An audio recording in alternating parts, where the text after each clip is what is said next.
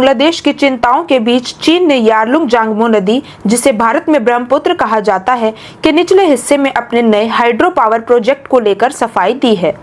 चीन ने इस प्रोजेक्ट को अपनी पूर्ण संप्रभुता का मामला बताया है।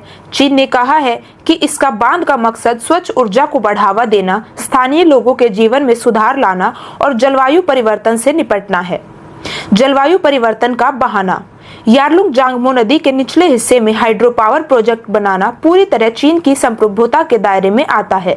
चीन के आधिकारिक बयान में आगे कहा गया कि इसका मकसद स्वच्छ ऊर्जा विकास को तेज करना, स्थानीय लोगों का जीवन बेहतर बनाना और जलवायु परिवर्तन का सक्रिय रूप से जवाब देना है।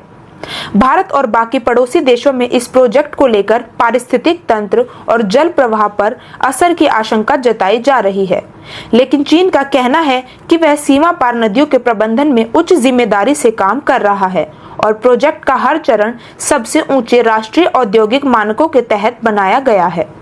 पहले से ही तनावपूर्ण है संबंध।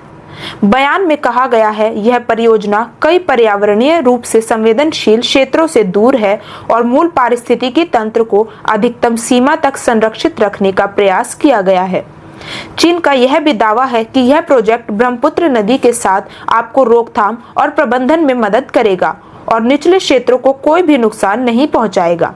चीन ने यह भी कहा है कि वह भारत और बांग्लादेश जैसे निचले देशों के साथ जल विज्ञान संबंधी डेटा साझा कर रहा है और बाढ़ नियंत्रण व आपदा न्यूनीकरण में सहयोग कर रहा है। हमने इस प्रोजेक्ट पर आवश्यक संवाद किया है और आगे भी सभी तटीय लोगों के लाभ के लिए सहयोग बढ़ाते रहेंगे। चीन ने कहा, यह घोषणा ऐसे समय पर आई है जब भारत चीन संबंध संवेदनशील दौर से गुजर रहे हैं और सीमा के पास बने रणनीतिक प्रोजेक्ट पर भी दोनों देशों